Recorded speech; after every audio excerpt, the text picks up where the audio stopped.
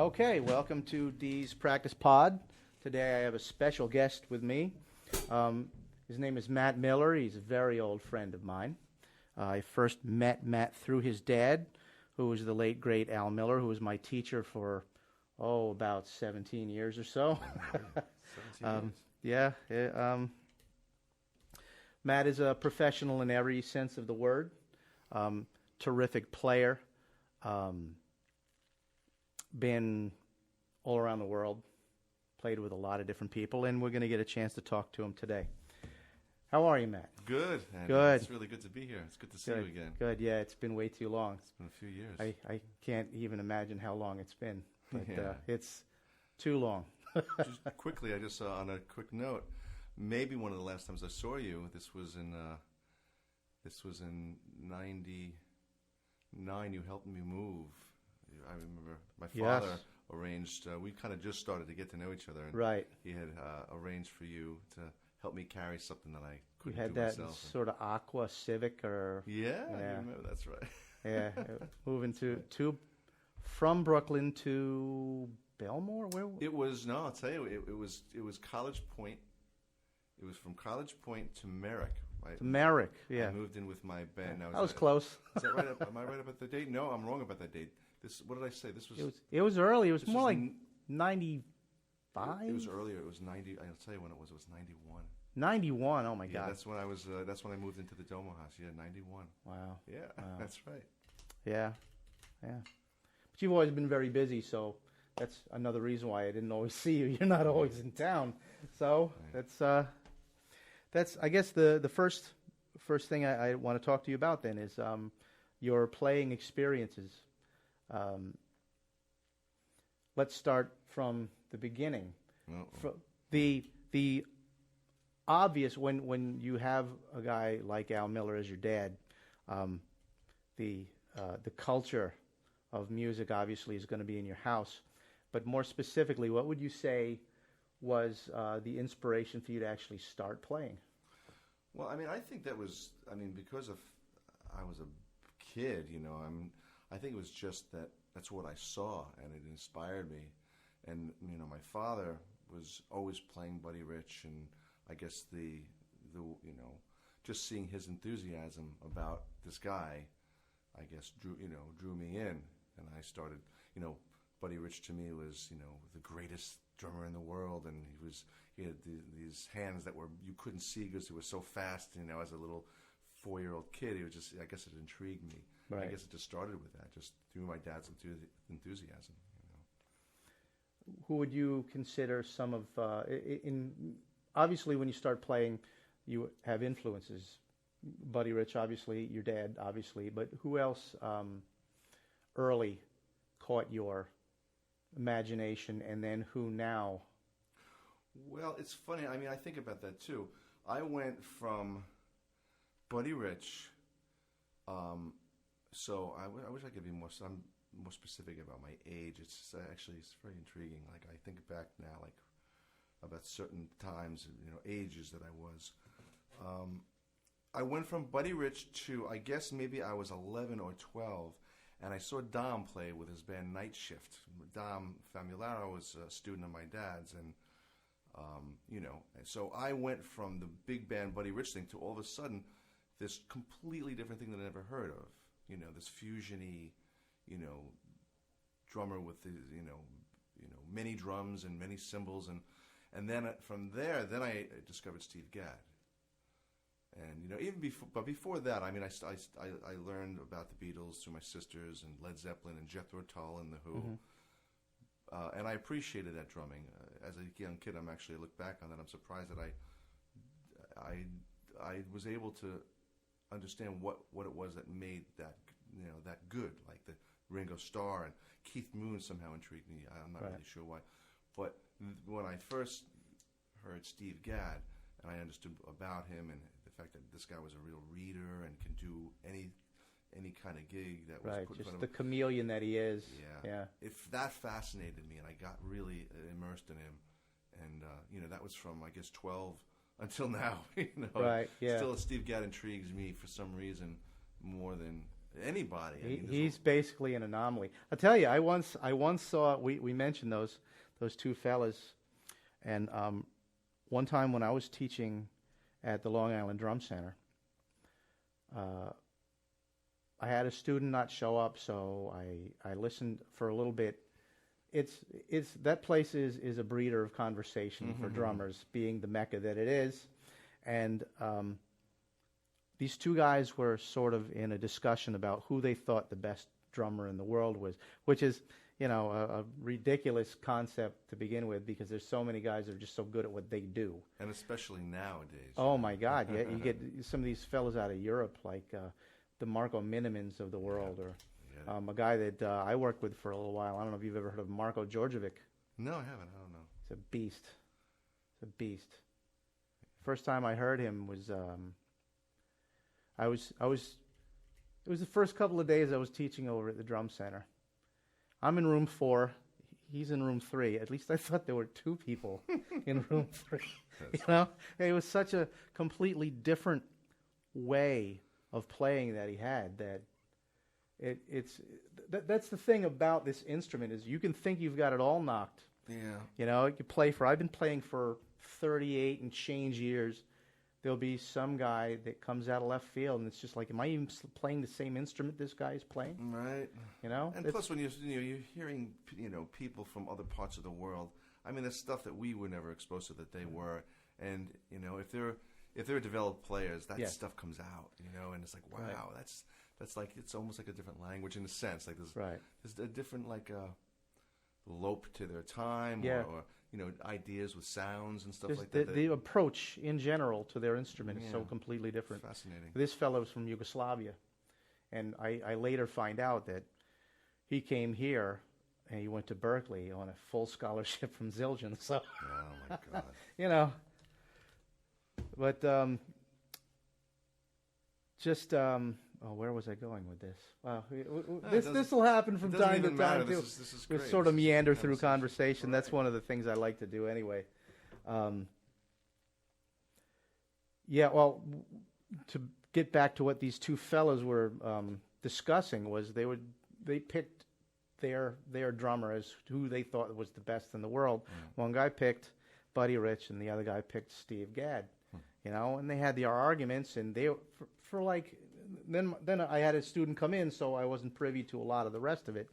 But then a guy that I knew, I don't even remember what this guy's name is, but sometimes you're friendly with people you don't know very well, but you see them in a certain place, and you're a friend in that location only, right. And that's pretty much what this fellow was.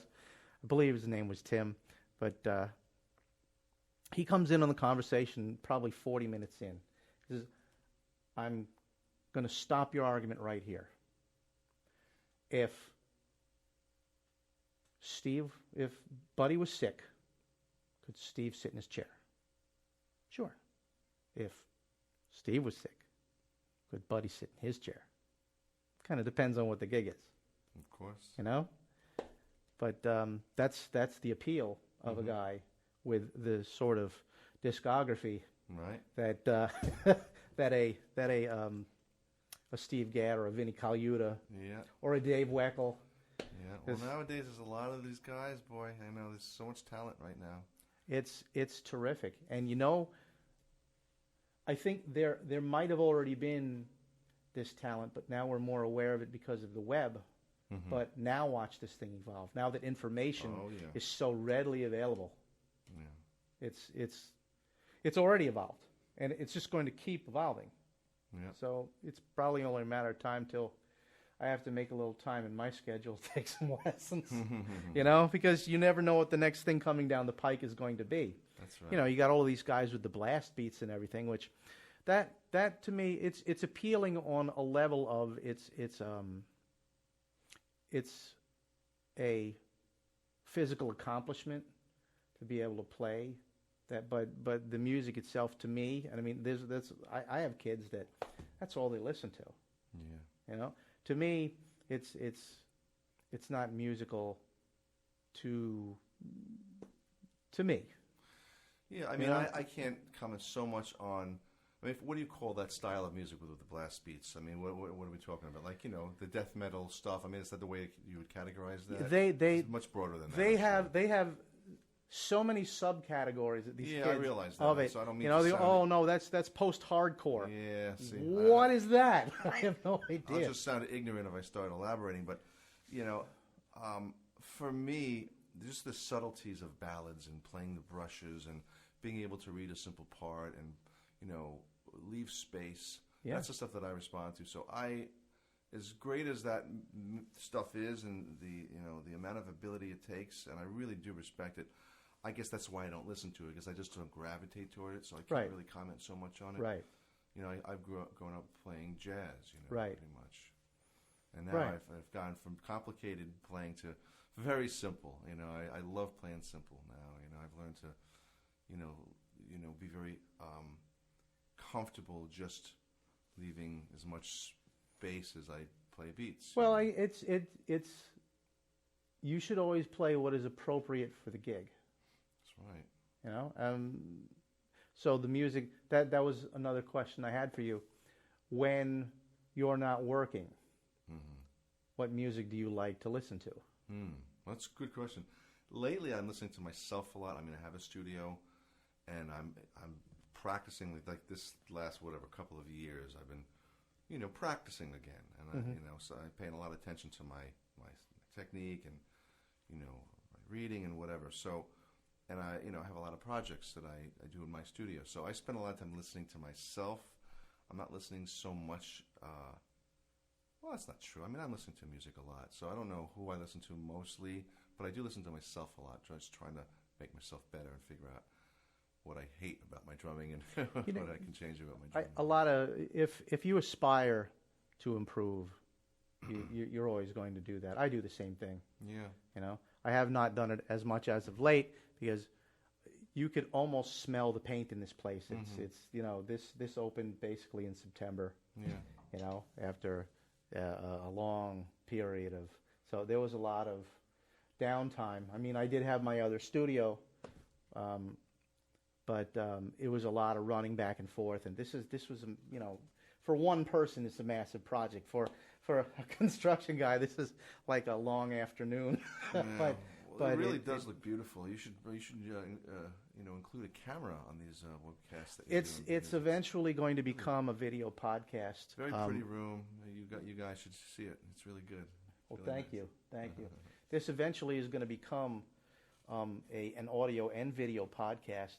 Great. And we do have 2 drum sets sitting here. So what I would like to do eventually, and I'd like to invite you back when I'm actually prepared to do this, is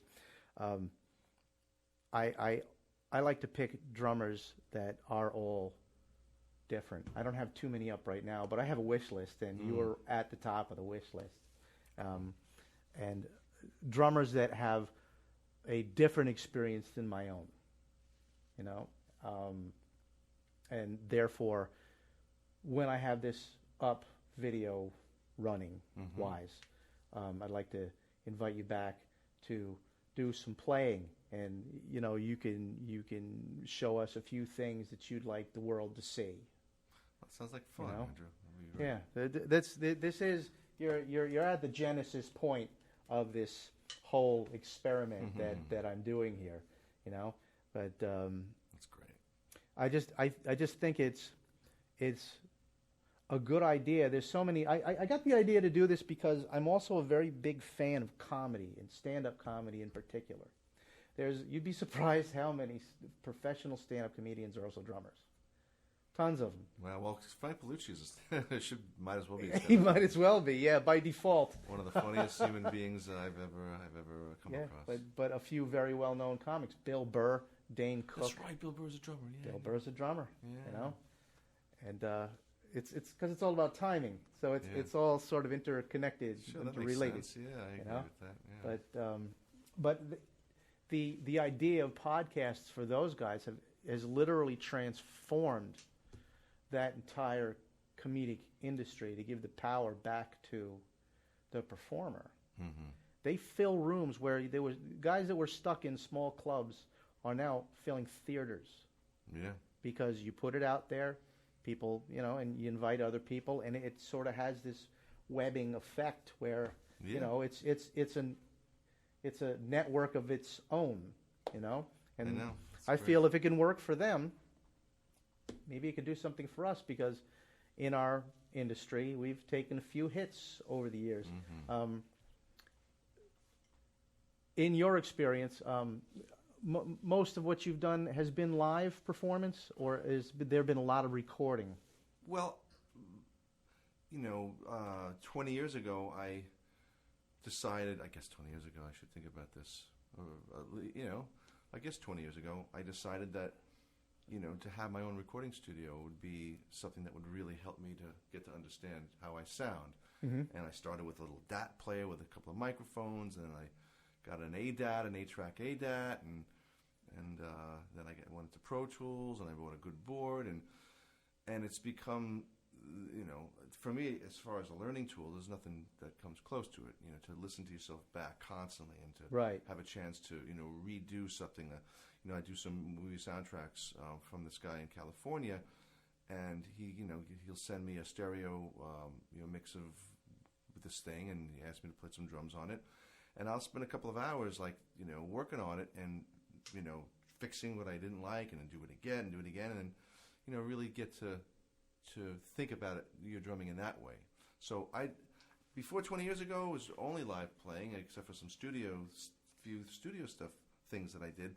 And every time I did those sessions, I always said to myself, boy, how great it would be to be in this situation on a regular basis. Right. So, 20 years ago, where you're, instead of just being sort of handcuffed to whatever material it is that you're when you're a hired hand, it's different than if it's your material and you get to do what it is and that you control want to put down. what goes out. So, Right. I get to, have some control over what other people are hearing, which I like. I'm a little bit insecure sometimes, so if I don't You're like an something- artist, aren't we all? Yeah, of course. That's why we continue to do what we're doing. But I love to record. It's a beautiful thing. I got some decent mics, and I'm working on my studio. Right. But it's That's a great terrific. thing to do. That's terrific. I might have discussed this before, but the point gets driven home time and time and time again. Because technology is what it is now, you have never had more tools to be more prolific and get out anything that could possibly be in your head. Yeah. Yet, because this technology also is a double-edged sword because it's so stealable, it's never been as non-profitable to have this information out there. Now, the real savior of our industry is still, we've come full circle. It's live music all over again. Have you experienced anything with these little promotional companies like what's the one that one of the last times that I was in basically a rock band for a long duration of time, one of the last places we played was the Crazy Donkey in I played through, yeah, and they had a promotional group that, unbeknownst to me, our manager was given a stack of tickets to sell, and then if you didn't sell them all, this is after we already did sound check and we were ready to roll. We were just waiting for everybody to file in. We were ready to go. Our manager comes out and just says, "Get your stuff. We're leaving." This is what's the matter? Says, "Well, they say we didn't sell enough tickets, and if we want to play, it's going to cost us $650." I'm like, wait a minute. This is sort of the we're professionals. We get paid to play. It's not the opposite. That's excellent. And I've been wondering how many people have encountered. We could have picked the wrong club. Refresh my memory. The Crazy Donkey is where I was there recently. Farmingdale, I guess. Yeah, why can't I picture? Oh yes, of course. Yeah, it's like a standalone building. It almost looks like it could be a rib joint or something in the middle of like nothingness. Right. I think there's like a driving range or something around there. Right. not that far away from the airport or whatever. But and I figured, I predicted really, if that really flew here on the island, it was going to make its way into the city, and sure enough, it has. Has your experience been that you've had to sell tickets and things like that now? Well, not so much. I mean, I've never really been until no, right now. I just joined a band. It's like a real band that called the Fast Lane. It's an Eagles tribute band, and they're really, really terrific. And we just had to, sell tickets for that. But we just played Suffolk Theater. We sold 300 tickets at $35 a ticket. Wow! To give an idea of the following. It's really a great band. They deserve a lot of respect, and I just got the gig. I'm really excited about it. But once before, when I was in Major Domo, another steady band. This was right. In this is your original project. Early '90s, right? We played the Merkin concert hall. We had to sell tickets, but for the most part, I don't really ever come up against that. I just kind of freelance with different guys and show up. Right. Yeah. Yeah, well, you'd probably be the wrong guy to ask in that group. Then it would probably be whoever it is, the powers that be in that group, that have to deal with that. Yeah. It is nice to have that little insulation of that. You just be the artist. Yeah. It's one of the things that just befuddles me about that whole thing. And they call themselves promotional companies. Really, what they are is printing concerns. They're promoting nothing. They're printing up tickets, and then you have to promote it. That's not a promotional company. Right, I agree. And it used to be in the city. You'd go. The last group that I was in, I played. It was a blues band, and we were in the city a few nights at not the Bottom Line, the other one. Oldest Bitter End. The Bitter End. Yeah, the Bitter End. Yeah, it's still there, thank God. I think. It's still there. Better be, of course. Played there last year, but everything's gone, boy. It's scary, Yeah, I used to spend, 4 days a week in the city when I was, a lot younger. I just loved being there, and I went back. There's an energy there. Oh God! I went back recently, and it's just everything's changed. The streets don't look the same. They don't feel the same. No. Certain streets too, thank God. Up around Bitter End, it's the Village Gate's gone, of course, but it still feels kind of the same. Kenny's is gone, though. Kenny's Castaways, yeah. That's weird. I was wondering about that one. Yeah. Yeah. There's the laundry room. Is that still around? I'm not even sure. I've been out of the loop for about 3 years. With playing a little bit here and there, but mainly teaching and working on this. So I know that the devolution of these smaller venues has been rapid. And it's basically because it's all real estate. Look on the island. Look how they're constantly building, while we have for rent signs in all of these little strip malls. So, it's because the rents are just ridiculous. Before I built this, I had the concept of getting it out of my house and just having my house for me and having my business separate. So I said, well, what about a storefront? The first one I looked at was, all right, it was right next door to Sam Ash. I figured, what better draw? They didn't have a school there at the time. I wasn't planning on selling anything. This was when Frank and Camille's was on one end of it, and the other one in Carl Place. So you had Sam Ash, then you had this one in between Frank and Camille's and Sam Ash that was about 5,000 square feet. So I figured, well, I'll hire some guys, and I'll do that whole thing. It stayed dormant for a long time because there used to be a jewelry place there, and then when they went out, once a year it became the Halloween shop, and then it went back to being boarded up again. So I said, well, you know what? Maybe they'd at least be enthusiastic about renting it out. He was enthusiastic, all right, to the tune of $20,000 a month. Really? Before utilities, and he's like, "Well, $20,000 a month." A month, and he said, "Do you necessarily need 5,000 square feet?" No, but the location is terrific. He says, well, I'm not going to subdivide it because if I did, I have 2 bowling alleys, because, but the location was great. So I understand that it was a lot of money, but that just seems excessive. Now, can you imagine what Sam Ash's rent is there? No. Because that is, you could stick this whole section of that into the corner of what Sam Ash is. Yeah. So you have an idea of exactly how much it costs to get into the real, the retail end of things. I've never wanted to do that anyway. I couldn't imagine it. No, Yeah. I think it would be a little bit what's the word I'm looking for? Desensitizing.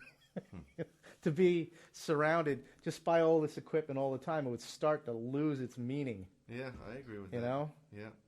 How many cymbals can you hear in a given day before they just all start to sound the same? Yeah. Which is why a lot of these places let you take one home, bat it around for a little while, and then bring it back, because you don't know what it sounds like when it's in there. You're hearing that plus every other piece of tin that's in there. Yeah. So it's nice to hear it in your own place. I just got lucky. I found 2 cymbals that I really like, 2 crash cymbals. What is it? Well, it's an 18-inch Sabian. I guess it's I don't remember what it was, HHX, I guess. And then I got a beautiful 17-inch A Zildjian, really sweet cymbal. Got lucky, Wow, that's funny. It's almost exactly the 2 crashes I use on my gigging kit, except it's a 16 instead of a 17. Mm-hmm. That's funny. Gotta have you come over and check out my stuff one day. Yeah, absolutely. Yeah. Let's see.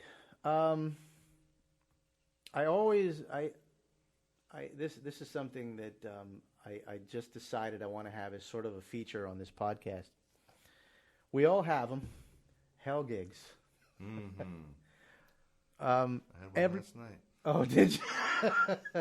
Did you? What was it? Well, without being disrespectful. Yeah, I'm not asking for names or anything like that. Names. No, I do. First of all, let me just start by saying I am very grateful to be able to work and make a living playing, and that includes the jobs that are not, maybe somewhat unsavory and not musically satisfying. I'm grateful that I get to make a living and playing my drums. Right. But with that said, I'm speaking to who's ever listening here. If you're a dedicated musician, I don't have to tell you this. I mean, when you spend your life trying to be a good, drummer, working on finesse and working on your subtle skills, to have to end up, first of all, 125 miles away from your house, playing with a really mediocre band for people that really aren't listening, and your ears are ringing, and you have to stuff your ears, and the sets are an hour and a half, and it can be very, very hard, and it can really take a lot out of you. And fortunately at this point, I guess sometimes you have to say yes to those jobs. But I'm trying. The bills keep coming, so. Yeah, I'm trying really hard to focus more on my teaching. And I've actually, in the last year, I did set a goal about 2 years ago to do less of these jobs, without giving it away as to what I do, because I don't want to, again, I don't want to be disrespectful. Right. But these particular jobs, I've in the last year, I've really almost cut them in half, because I'm teaching more, and I've also gotten some other gigs that I like. So just to, what you're saying about hell gigs, we all need to do them, but the truth is, you don't want to do them if you don't have to, because they do hurt you. They can take a lot of the enthusiasm for music away from you. Absolutely. If you're inundated with them, if you're doing them all the time, if you're not balancing it with enough practicing and enough good music, and if you're not balancing it with being healthy, it could really hurt you, because it's a negative environment on many levels. Plus, it might not be the biggest thing, but it is the music business, so it is nice to have some that are monetarily beneficial. Yeah. As well. Yeah. I don't mind doing a great gig for $50 mm-hmm. if I'm going to have a lot of fun. Yeah. But I know. I don't want to go home empty-handed. I know. I hear you, Andy. I'm going to Baltimore tomorrow. It's a 6-hour job. I mean, the money is is good. It's the only reason I'm doing it. But man, I'm working tonight until whatever, and I got a 5-hour drive tomorrow and a 6-hour job and a 5-hour drive back. So it's a rough one, But I guess I had to say yes, and that's what we do. It's hard too to balance family, friends, Mm-hmm. when you don't know from one day to the next exactly what your schedule is going to be, how long you're going to be working. Yeah. It's one of the reasons why I've been focusing more on my teaching and less on playing lately. But the itch is there. Yeah. You got to scratch it. It's just I have to be more selective as to what I'm, because it's not a big chunk of my earnings at this point. Although I'd like it to be, because hey, it's a part of who I am. So you sitting behind your instrument and expressing, even on a bad gig, you're still being Andrew, right? Right. Hitting the cymbals and the drums the way you do, It's right. Part, like you're saying, it's part of your identity. Yeah. It makes you feel like you. It's, I think, one of the things that makes a big difference between musicians and other people, other professionals. Someone who's a musician, you think of their profession as more of who they are as a person rather than what they do. Mm-hmm. Yeah. Because it's so special. Right. Because you're touched by whatever powers it is that gave you. I mean, look, in order to cultivate it, it takes the 10,000 hours. Mm-hmm. But it's clear when someone has been touched as well, that it's just what they should be doing. Yeah. Yeah. Absolutely. So, boy, it's been so long since I've seen you. There's so much water under the bridge that it's. I would have liked to have, I'm a busy guy too, and I would have liked to have had even more time to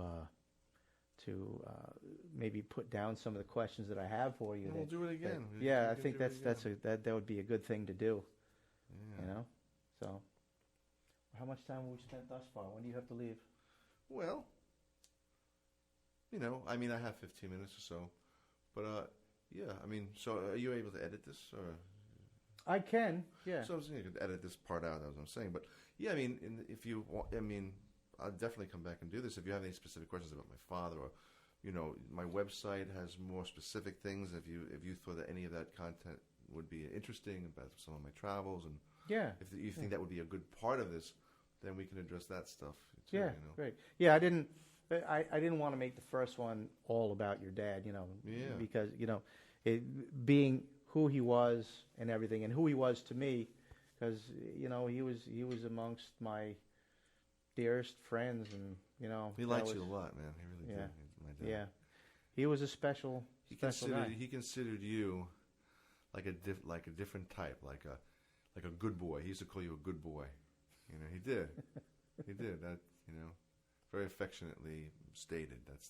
When he would say that's coming from a good place in him. He's a good boy. Yeah, that's how we felt about you. You were young. I mean, when did you start with my dad? I started with him. Well, actually, where I met him was through your brother. I did all county jazz band with Chris. Normally, we live in Nassau County, and when you were in school, you used to have to audition to be in the all-county jazz band, and usually they have one drummer, but one year they decided they were going to have two because they couldn't really decide. So you were my brother? Yeah. That's excellent. Yeah, that's where, and I didn't make the connection at first because Chris used his surname Milberstadt, which is the family name, And so I didn't make the connection of Milmerstadt, now Miller. You know, I just never put it together, you know, and then when I found out who he was, I was like, oh my gosh, you know. And then he was in the audience, and it wasn't like you just called your dad up for lessons because he was real busy, you know. So it was more like an invite to take lessons, and then you know. This is and high school, right? You're senior or junior or something? yeah, it was freshman year. Wow. Freshman year. And then the funny thing was, when our senior year came up and we auditioned again, came down to two guys again. Came down to me, And him? came down to him. That's unbelievable. But they decided to go with one drummer, and Chris, being who Chris is, he's amazing, you know. That's unbelievable. But it's how is he doing? I know he's in an unrelated field at this point. Yeah, he's right? he is the cyber security big guy at Ridgefield Bank in Connecticut, and he's doing great. I mean, first of all, I can't say enough about him. He's an unbelievable person. But he's writing music. He writes 12-tone music. He plays the drums. He still has this unusual technique he does with his foot, which it's pretty. The heel toe, yeah. He showed it to me. I've never seen anybody do it quite as fast. He takes this, in a sock, and he does this heel toe thing, but it's pretty ridiculous. And so he's, that kind of that keeps him always coming back to the drums because he has that skill. But he's got, he's just a musical human being, Yes, so he is. Yeah. He's got it. And the funniest thing, to talk about Chris for another second, is he certainly has never come from the jazz school. He was really into Rush. Like his drumming was Rush and oh yeah, and yeah. Bill Bruford and in the last year, Andrew, it's hilarious. The last 2 years maybe, he discovered the Jazz Messengers. He discovered music from late 50s. He loves the septet stuff. The big band. And he's gotten so become so aware of that period of music, with Lee Morgan and Blakey and that band, and it's hilarious to hear this enthusiasm come from him because he never listened to this music and he gets it. He really he's been sending me and my uncle countless tunes from the late 50s, early 60s. It's really funny. Man. That's great. Yeah. He's doing great. Oh, he's always been like sort of when he has an interest. Yeah. He goes at it full bore. Well, he's a brilliant person. He really is. His brain is very very special. I remember when we were young, we were still in school, and Halley's Comet was going to go by, and it only comes by every so many eons or whatever. He built a telescope so that he could watch it. The only thing that he didn't build was the mirror. Yeah. And he got it from a company in Germany, I believe. Sure. He has another, I'm not sure what year you're talking about, but he's built more than one other since then. He's maybe 5 others. And he has one now that he goes to Stellafane. Every year they have this telescope convention in Stellafane, New York. Really? And it's really cool. I went twice. And you have all these geeks, in the middle of the night on this hill. And the weather, I guess they picked the spot because it's just a great location. There's no light pollution, and it was really cool the few times I went. Yeah, so all these people, they build their own telescopes. That's great that he's still interested in that. It wasn't just a passing fancy. And he's also he's as musical as anybody. So well, I'm glad that he's using it. Yeah, because he's so talented. He wrote a piece for bassoon and. Drums. It was bassoon, two bassoon, and oh Jesus, what's wrong with me? Wow, bassoon and what else? Was it just 2 bassoons? Maybe it was. And he accompanied one of the pieces on drums, so bassoon and drums. Placed the thing that he wrote that he was actually invited to perform at this place, and a lot of people some conductors are. Requested his music to perform with their groups. I wish I could be more specific as to where, but he's gotten a lot of recognition for his writing. That's fantastic. Yeah, it's really cool. Yeah, I'm glad he's so talented that if he wasn't using it, he'd be robbing the world of something really great. Right. So. All right, well, I guess that's a good point to end for today. And like I said, this is an open invitation to Good. come back and onward and upward to even more improved situation here. Definitely. Well, this is a good situation right now, and like everything, it's a work in progress. You know? Yeah, yeah. I'm happy with the way it turned out thus far, but I'd like to get a little more tech in here, and Good. you know, I like the color. yeah. It's purple is my favorite color. It always has Cool. been. It's a cool. Yeah, your shirt. But, I just noticed your shirt. Oh, this is my work shirt. I day job. Yeah, I'll tell you about that when I turn the mics off.